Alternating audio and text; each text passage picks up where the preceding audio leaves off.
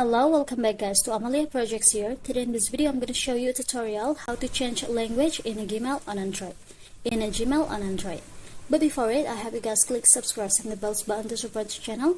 And without any further ado, let's get started to the video. Well guys, firstly here of course you just have to open your Gmail, and as you can see for my Gmail application I use the English here guys.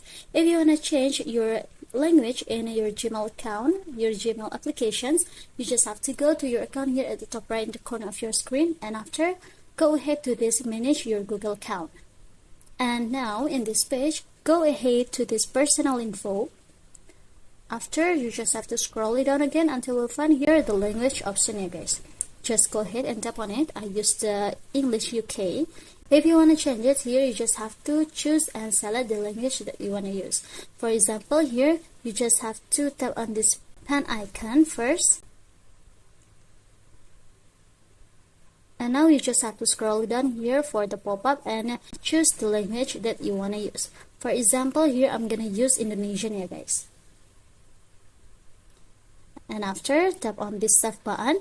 And as you can see, it's already changed. Then my Gmail apps will be used Indonesian language.